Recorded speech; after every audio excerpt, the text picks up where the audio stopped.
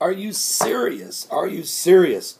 Edward Snowden, of course, who has received asylum in Russia, is getting ready to release a list of names. He's going to publish them through the Guardian of Americans who have been spied on by the NSA. Are you serious? But before I give you some more information about that, which will be earth-shattering when we find out, most of the names I guarantee you and I are never have heard of, but there will be some that will be shocking, and the question will be, why in the world would the NSA be spying on this individual? But before we do, let's play a little bit of an interview where Edward Snowden confesses to Brian Williams of NBC News that he actually is a spy.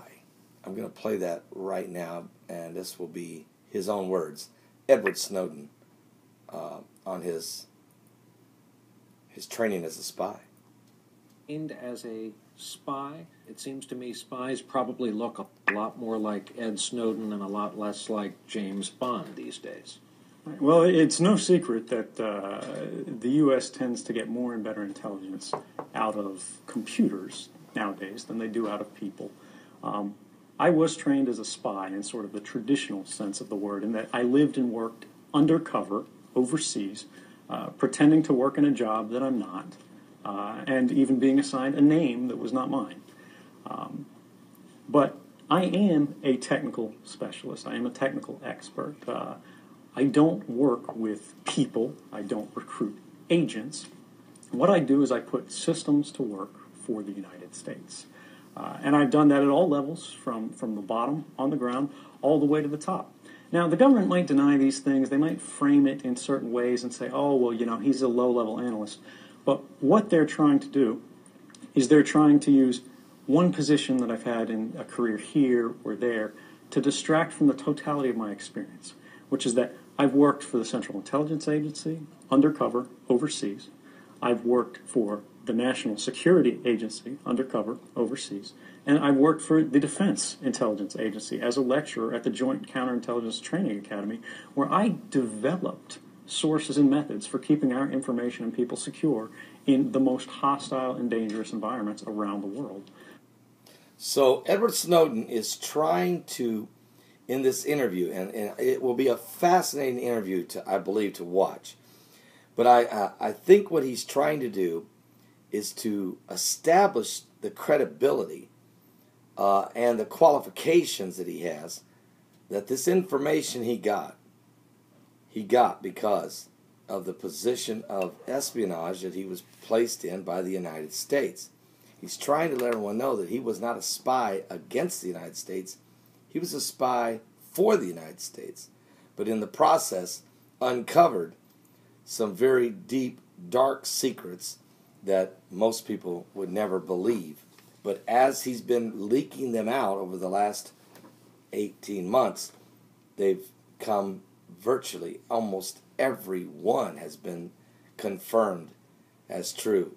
The NSA was listening and wiretapping every American phone, recording every email, every text message, instant message, every phone call, time, date, and place, and the ability to actually recall them if needed. Massive data banks.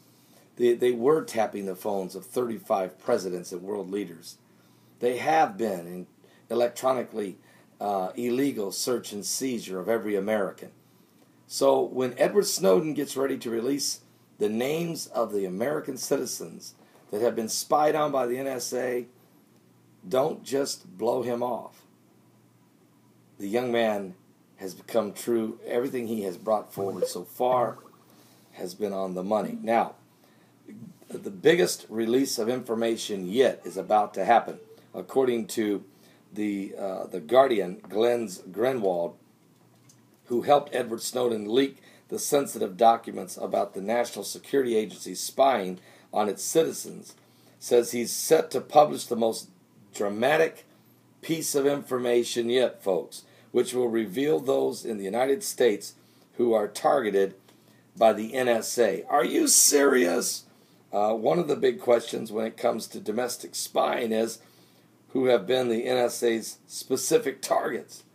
I really wonder who's on that list. Are they political critics? Are they dissidents? Are they activists? Are they generally people we regard as terrorists? What are the metrics, the calculations that go into choosing those targets? And what is done with the surveillance that is conducted? Those are the kinds of questions that I still want answered. And we're going to try to get those answers from Edward Snowden. Now, Greenwald slammed the NSA for its incompetence in allowing Snowden to steal and download 1.7 million sensitive documents, which he believes is further evidence of the country's inability to guarantee data security. He also lambasted the organization for failing to capture the former NSA contractor who's now living in Russia, having sought asylum in the country. Greenwald was contacted by Edward Snowden after the former Central Intelligence Agency employee downloaded numerous sensitive documents from the NSA, which showed how the organization had been spying on its own citizens in the United States.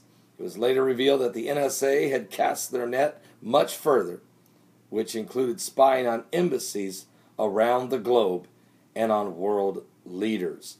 So, folks, what's going to happen now? Who's on the list? I mean, is Alex Jones? Is some of the retired generals who are disgruntled with the Obama administration? Is Mitt Romney? Who's on the list? Is there some patriots, veterans, freedom fighters? Is there going to be ministers? Are you serious? Who's considered a threat in this country? I don't know. I have no idea. I didn't even know the NSA was listening to our phone calls. Did you? So what will Edward Snowden reveal in this list? Time will tell. It will be fascinating. God bless. Pray for America. We truly need a lot of prayer. And pray one for another. Because as the Illuminati, the spirit of the Illuminati rises, it is absolutely what the Bible said the beast would be. The beast is a one world government that will rule this world with a rod of iron and take away people's rights and try to control people based on the oppressive spirit. And it will be an antichrist spirit. It will be blasphemous. It will hate the gospel. It will hate freedom, freedom of choice, freedom of expression. And so these things are very real, very dangerous, and very much on their way. God bless. Give your life to Jesus Christ. He's coming soon for his bride. Are you ready to meet him? Jesus of Nazareth.